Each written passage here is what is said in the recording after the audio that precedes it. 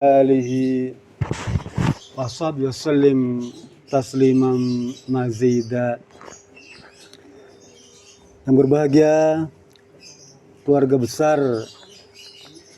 Ibu Gatot, bil khusus Ananda Arka Anggara Nugraha yang pada siang hari ini menghadirkan kita dalam acara tasyakur bin ni'mah walimatul haqiqah atas dipercayanya oleh Allah Subhanahu wa taala untuk mengemban amanah berupa seorang insan, insya Allah akan diberi nama Saka Rainar Atarya Artagara, suatu nama yang indah ya.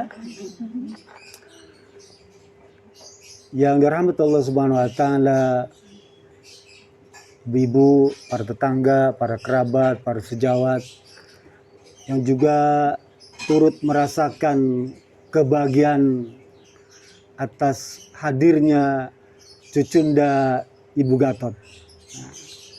Kan sekarang jadi percaya kan? Jadi Arka ini laki-laki tulen kayak, betul ya? Nggak diragukan lagi kan? Laki-laki tulen.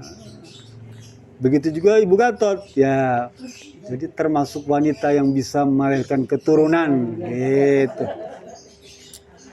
Dulu para sahabat pernah tanya kepada Rasulullah tentang apa? Ya Rasulullah, ayyun nisa'i afdal?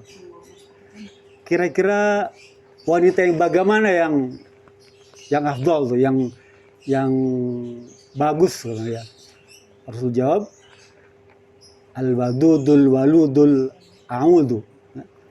Seorang wanita yang pengasih dan penyayang dan bisa melahirkan keturunan. Ya, al-walud itu ya bisa diartikan apa? Subur, bisa juga diartikan apa? Ya, cantik mungkin gitu ya. Wal a'ud, dan dia selalu apa merujuk kepada suaminya ya. Jadi wanita yang baik itu yang selalu kalau ada apa-apa dia tanya suami gitu ya. Pengen apa-apa tanya suami. Pengen belanja minta pada suami gitu ya. Mengawali pertemuan kita di siang hari ini tentu saja sepatutnya kita bersyukur pada Allah Subhanahu wa taala yang telah memberikan berbagai nikmat dan karunia kepada kita sekalian. Khususnya kepada Ibu Gatot dan Ananda Arka ya, yang telah dikaruniai keturunan ya. Ini perlu disyukuri karena kata Allah di dalam surat Al-Imran ayat 73 ya. Al-Imran ayat 73 Allah berfirman, Qul innal fadla biadillahi yu'ti mayyasha. Wahai Nabi Muhammad, sampaikan kepada umatmu itu, katakanlah kepada mereka bahwa karunia itu ada di tanganku, kata Allah ya. Karunia itu ada di tangan Allah Subhanahu wa taala. Keutamaan itu ada di tangan Allah Subhanahu wa taala. Kesuksesan ada di tangan Allah. Keberhasilan ada di tangan Allah. Pendekatan segala macam kesenangan itu ada di tangan Allah. Dan akan aku berikan kepada siapa saja yang aku kehendaki. Jadi pada hakikatnya cucu atau anak ini adalah pemberian Allah Subhanahu wa taala yang sengaja Allah pilih. Bayangkan Kak, di Hasan Sadikin itu antri di bagian endokrinologi tuh. Antri. Kalau kita mau konsul tuh tunggu sebulan baru bisa ketemu ahli endokrin tuh. Untuk apa? Untuk mendapatkan keturunan. Ya. Betapa susahnya untuk meraih keturunan itu. Ya. Apakah mereka tidak subur-subur, sehat? Jag-jag, lakinya gagah, istrinya cantik, denok, semok, bengkok, belenok. Iya. Komplit. Tapi kalau Allah belum menghendaki, nggak jadi-jadi, Pak. Makanya konsul ke sana. Semua begitu. Artinya Allah begitu menghendaki, maka Allah kirim tuh janin, ya, anak, cucu, keturunan, cicit, semua. Itu semata-mata karena Allah Subhanahu wa Ta'ala. Karena itu sepatutnya kalau kita bersyukur itu pantas. Pantas. Dan nggak ada nilainya. Kalau dihargai 1 miliar, mungkin bayi itu nggak ada nilainya. Saking besarnya tuh karunia yang Allah berikan. Lalu kata Allah Subhanahu wa Ta'ala di dalam surat Al-Isra ayat 21 tuh. Allah bilang, "Unzur kaifa faddalna ba'dukum ba'da." Coba kalian perhatikan, tengok, pelajari, ya. Bagaimana Allah, aku sebagai Allah, meninggikan sebagian orang di antara sebagian yang lain. Maksud meninggikan itu memberikan nikmat. Ya. Yang satu diberi anak, satu tidak. Yang satu dikasih rezeki, satu tidak. Satu kasih cucu, satu tidak. Itu Allah cerita dalam surat Al-Isra ayat 21.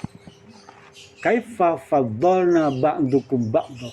Bagaimana aku memberikan, ya, kepada sebagian orang dan tidak kepada sebagian yang lain.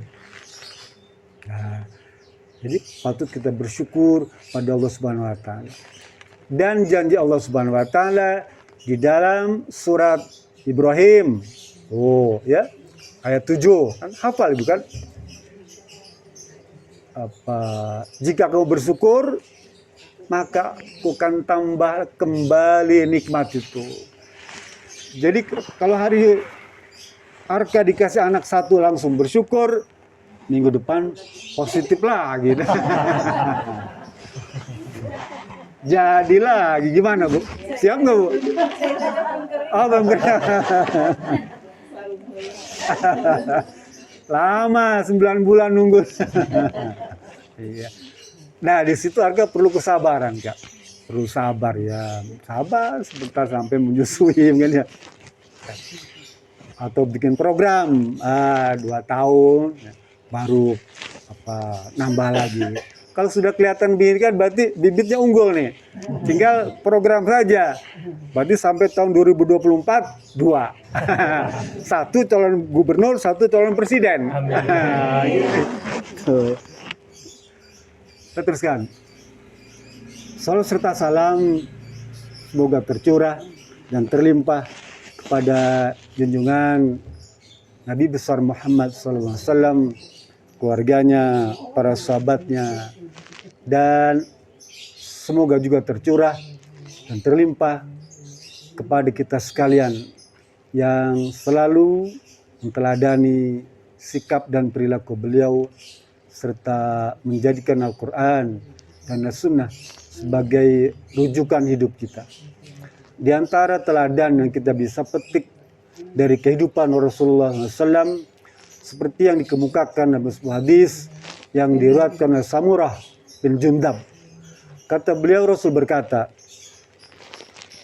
"Kullu gulamin murtahanun biaqiqatihi wa tuzbahu yawma sabi'ihi wa yukhlaqu wa yusamma." Hadis sahih. Imam An-Nasai.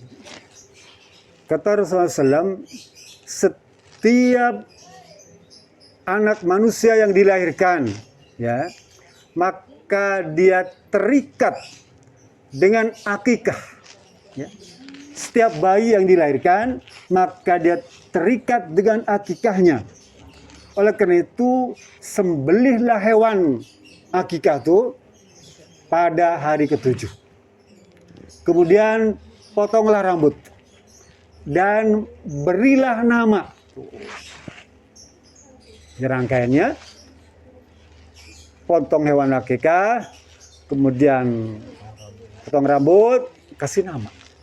Satu hadis tuh, satu rangkaian. Karena itu bentuk pelepasan dari gadai itu.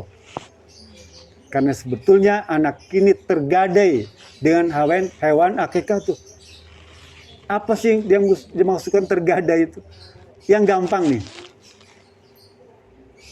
Kita beli motor cicilan tuh, ya. Kita cuma terima motornya aja tuh. Tapi bukti kepemilikannya masih di bank atau di leasing tuh, ya. Maka agar sempurna kepemilikan itu harus kita apakan? Tebus tuh. BPKB tuh dari bank tuh ya. Tebus tuh. Agar kepemilikan motor itu hak sepenuhnya milik kita. Begitu juga anak kita tuh, ya. Agar kepemilikan kita itu sempurna, ya, bebas, maka tebus tuh, ya. Dengan akikah, dengan memotong sembelihan tuh. Ya. Boleh dengan domba, baik laki-laki maupun perempuan, boleh dengan sapi, boleh. Tapi tetap dihitung satu, paham Bu? Kalau kurban, kemarin sapi untuk 7 orang. Tapi kalau akikah enggak Bu. Dia satu saja. Ya, jadi kalau kita termasuk ya, katakanlah nanti kelak harta jadi sultan, amin, kan ya? Amin, kita doakan jadi sultan. Anak yang kedua ya akikah, dulu kemarin kambing, sekarang udah jadi sultan sapi dong, gitu ya, meningkat. Nanti anak yang ketiga onta, kalau ada ya. Ayo begitu Bu. Jadi kita harus melaksanakan akikah ya. Dan akikah itu adalah hak orang tua Bu, ya. Bukan anak, tapi orang tua. Anak kan nggak mungkin Bu, ya. Sekalipun anak itu sudah balik tuh, tetap akikah itu menjadi hak orang tua. Karena kata Imam Syafi'i boleh mengakikahkan anak itu sampai usia balik tuh, ya. Kata kebutuhan usia baliknya dia sudah banyak duit, bisa sendiri. Tetap itu menjadi hak orang tua untuk mengakikahkan anak atau cucu. Sayyidina Ali Karramallahu itu ayahnya Hasan Hussein. Tapi Hasan Hussein tidak mampu Bu, untuk beli domba tuh, ya, nggak mampu. Siapa kira-kira yang beli? Kakeknya Nabi Muhammad SAW. Dia bawa tuh 2 ekor kambing tuh, ya. Ada 2 hadis, satu Hasan 1, Husain 1, jadi satu-satu sekalipun laki-laki tuh ya. Hadis lain dia bilang 2-2, Hasan 2, Husain 2. Jadi kalau laki-laki sunnahnya berapa akikahnya? 2 ekor kambing. Kalau wanita 1 ekor kambing. Boleh. Lah itu tuh sebagai bentuk menebus, ya, agar kita memiliki hak penguasaan terhadap anak. Apalagi hikmahnya, kalau kita orang tua mengakikahkan anak kita, Rasul bilang ya dalam hadis lain, malam yu'aqqa lam yashfa walidayhi yaumal qiyamah. Orang tua yang tidak mau mengakikahkan anaknya padahal dia mampu, maka pada hari kiamat nanti dia tidak berhak mendapatkan syafaat dari anaknya tuh. Kalau anaknya jadi orang soleh, ya, kita doakan anaknya jadi orang soleh atau soleha, ya, yang kelak bisa memberikan syafaat kepada orang tuanya, ayah ibunya, kakek neneknya. Tuh. Jadi akikah itu panjang Bu, ya, implikasinya tuh. Bukan sekedar berbagi daging, tidak. Tapi di sana ada ibadah yang diajarkan dan dicontohkan oleh Rasulullah yang implikasinya panjang tuh. Panjang sampai hari kiamat nanti.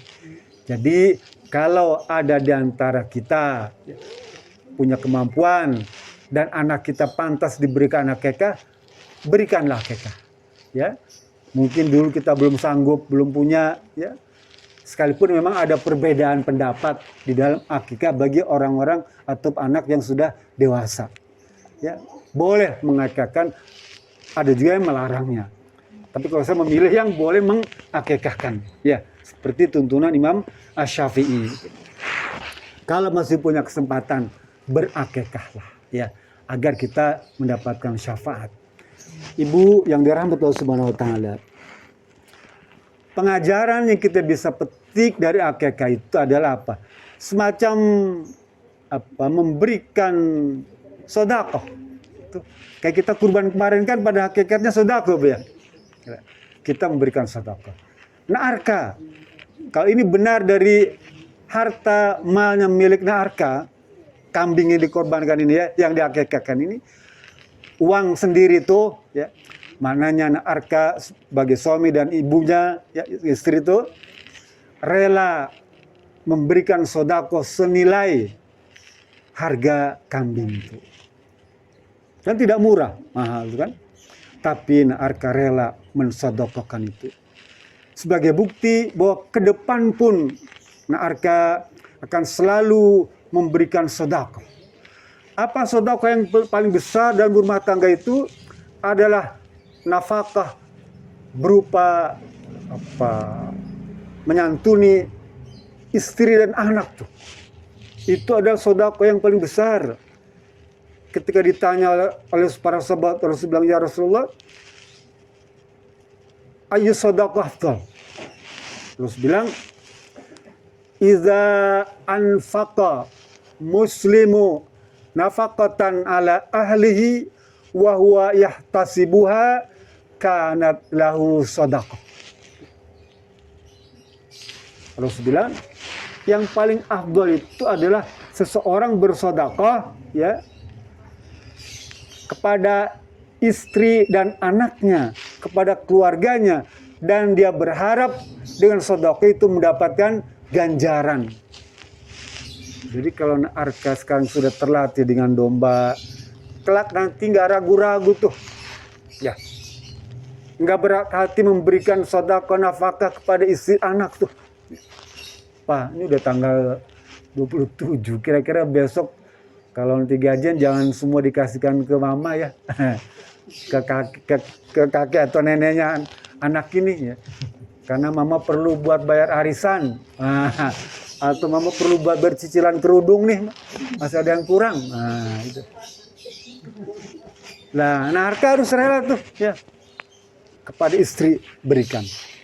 Ya, dibandingkan kepada kakek neneknya tuh, ya.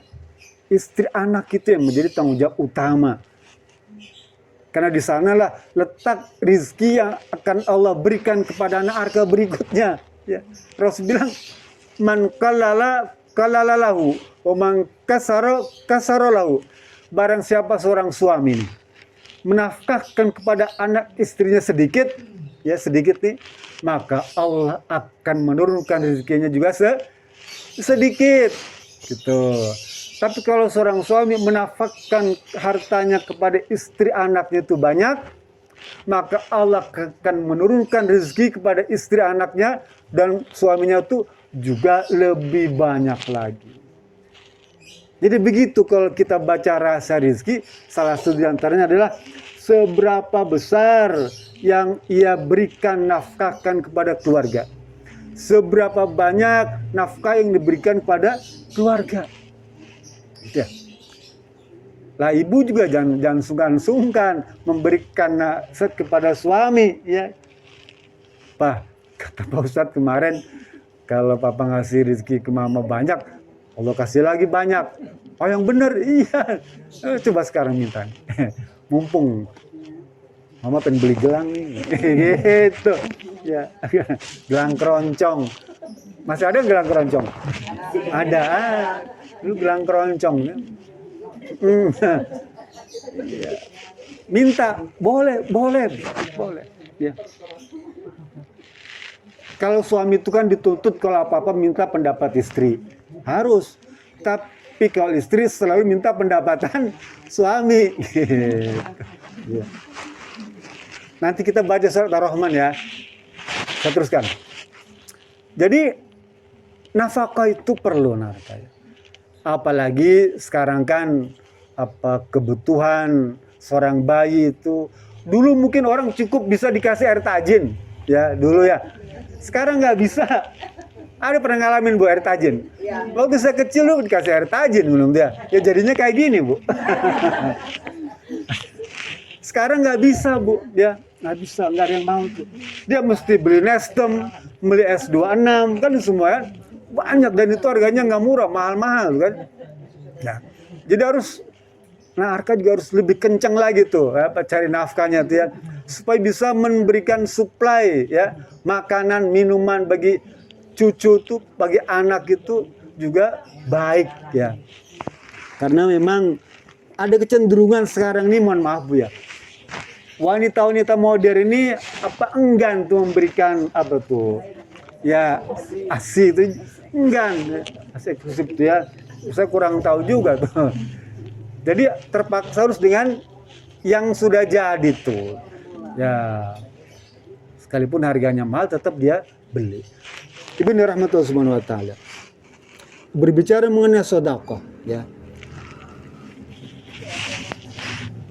Dan sedekah yang paling Allah harapkan itu, kata Sayyidina Ali harus berkata, yadul ulya khairu min yadil ulya. Ya. Tangan yang di atas tuh, yang selalu memberi itu lebih baik daripada tangan di bawah. Ya. Kalau menjadi ayah yang baik, pengen jadi ayah yang baik, maka harus lebih tinggi pemberiannya itu kepada keluarga tuh. Karena tangan di atas lebih baik daripada tangan di bawah. Jangan sampai keburu istri minta duluan tuh. Bagi dong. Nah, jadi tangan yang di atas yang memberi itu jauh lebih baik ya daripada tangan yang meminta. Lalu kata Rasulullah SAW, wabda liman taul, dan mulailah kepada mereka yang menjadi tanggunganmu ya. Kalau sebagai seorang ayah yang menjadi tanggungan kita siapa? Istri dan anak. Jadi mulailah kepada mereka tuh. Sedekah yang diberikan kepada istri dan anak itu jauh lebih utama, Pak. Lebih utama dibandingkan kepada fakir miskin yang lain. Sekalipun boleh pada fakir miskin. Tapi penuhi dulu tuh kebutuhan anak istri itu. Kata siapa? Kata Rasulullah, wabda liman ta'ul, mulailah dari orang-orang yang menjadi tanggunganmu. Istri, anak, mungkin ada orang tua ya, ayah, ibu mertua, ayah mertua. Kalau memang dia pantas untuk menjadi tanggungan kita, berikan kepada mereka semua. Dan tidak boleh membedakan antara orang tua kandung dan orang tua mertua tuh. Jadi pesan saya pada anak Arka dan Adinda istrinya, jadikanlah sekarang ini keempat orang tua itu memiliki kedudukan yang sama. Beri perhatian kepada mereka semua. Ya. Jangan kemudian ada ketimpangan di antara mereka. Ya. Di sini dikasih nafkah uang sekian, di sini enggak, di sini kasihkan, di sini enggak, di sini belikan motor, di sini enggak. Ya. Jadi belikan supaya adil. Ya. Itu tuntunan yang diajarkan oleh Rasulullah SAW. Karena keempat-empatnya merupakan orang tua kita. Bukankah Rasulullah SAW dalam bab tentang pernikahan itu, seorang anak, kalau mohon maaf terjadi perpisahan, maka dia tidak boleh menikahi orang tuanya tuh. Ya, tidak boleh. Maknanya dia memiliki kedudukan yang sama dengan orang tua kandung kita. Tidak boleh seorang laki-laki menikahi ibu mertua. Ya. Saya kalau baca di YouTube, di berita-berita ngeri Bu ya. Sekarang ini terjadi apa? Ya, kasus-kasus penyelewengan mantu dengan ibu mertuanya. Ya. Jadi 4 orang tua ini dia memiliki kedudukan yang sama. Dan kita harus memberikan tempat yang terhormat pada mereka. Jangankan kepada ibu mertua. Rasulullah SAW kepada ibu susuannya tuh. Nah, Halimatus Sa'diyah tuh dia berikan tempat yang terhormat. Tempat yang terhormat. Apalagi kepada ibu kandung, apalagi kepada ibu mertua. Jadi sekali-kali mungkin bermalam di rumah ibu kandung atau ayah kandung. Mungkin kesempatan lain bermalam di tempat orang tua ibu istri. Ya begitulah ya kehidupan rumah tangga itu. Gantian. Begitu juga pada seorang kakek atau neneknya. Ya. Bayangkan Bu, Nabi Muhammad itu kecintaan pada Hasan dan Husain cucunya itu melebihi kecintaan kepada anaknya. Ya. Seorang nenek cinta pada cucu itu lebih cinta daripada kepada anak kandungnya, Bu. Karena kalau cinta kepada anak itu, Bu, dia terbebani dengan tanggung jawab sebagai orang tua. Tapi dengan cucu, dia bebas, Bu. Dia tidak ada beban tentang tanggung jawab kepada cucu. Sehingga tumpahan kasih sayang itu sepenuhnya diberikan kepada cucu. Sehingga jangan heran kalau seorang nenek atau kakek itu dia lebih senang tuh ya kepada cucunya. Kemana-mana mesti pergi ke cucu, bawa cucu, digendong-gendong, dikenalkan kepada temannya tuh. Ya. Terus saja. Nah, karena kecintaannya memang lebih besar. Nanti pun gak lama lagi Bu Gatut mesti bawa cucunya tuh ke posyandu. Nih cucu saya nih. Laki perempuan ya? Laki-laki. Pasti sama Pak Gatut bawa ke masjid. Pak Gatut ke masjid ajarin sholat. Sambil digendongnya dong. Ning nang ning nang ning tung, nang ning nang ning nang ning tung, geraga dega ranyandung. Karena kecintaan seorang kakek pada cucu itu lebih besar, Bu. Minta apa jadi diberikan, coba. Dia kalau istrinya minta makanan, mesti dia prioritaskan kepada cucunya. Karena tumpahannya begitu. Nabi Muhammad lah sebagai contoh tuh. Sampai ke masjid itu dibawa tuh, ya. Hasan Husain itu selalu dibawa ke masjid. Sampai suatu ketika makmum itu waktu sujud lama sekali. Para sahabat sudah ngomong subhanallah. Subhanallah.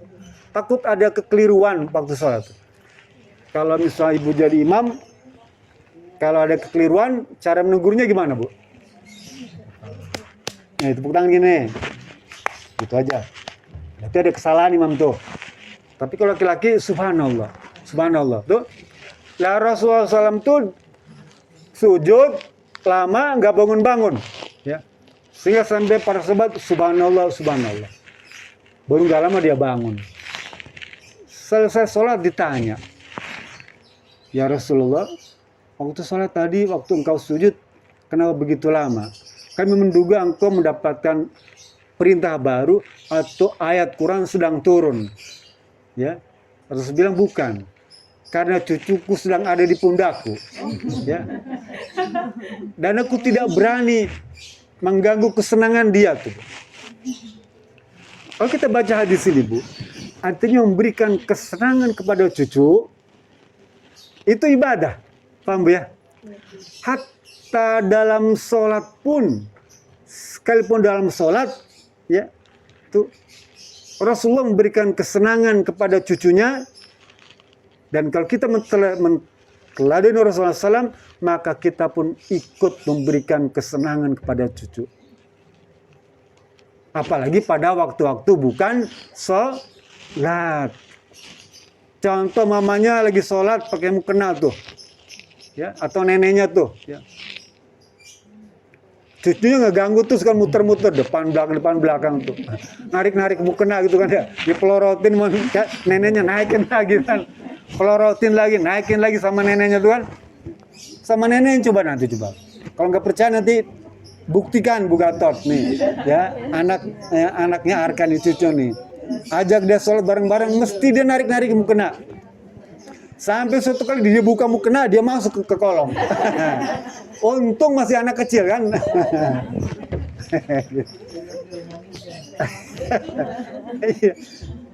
Lah itu tuh apa? Kita sebagai kakek seneng, Bu. Ya. Dan nggak ada perasaan marah. Ya. bahkan menjadi hiburan bagi kita, Bu. Nih nanti ibu-ibu yang bentar lagi juga pada punya cucu ya, ibu mencucu dah. Bentar lagi, Bu ya. Ya, bentar lagi ya. Nanti bentar lagi punya cucu, nikmat betul ya. Sampai kalau di online itu ada mainan yang baru tuh ya, kita cari nih. Ini cocok nih. Beli tuh, penumpuk main satu lemari itu kan. Siapa yang membelikan? Neneknya tuh. Bukan orang tuanya, nenek kakeknya dibelikan mainan tuh. Satu lemari, saking senengnya tuh pengen. Nanti kalau cucu kesini, ini dia bilang, kita belikan. Begitu, Bu. Boleh. Gitu. Kan itu teladan juga dari Nabi Muhammad SAW. Betapa sayang kepada cucunya. Seteruskan. Bahkan kelak nanti nih, ya, cucu ini atau anak Arkani, dia menjadi pewaris utama apa yang kita miliki, Bu. Ya. Apa kita kira harta yang kita miliki ini milik kita, sementara kita usianya sudah tua? Tidak. Setuju tidak setuju, harta ini akan diberikan kepada anak cucu.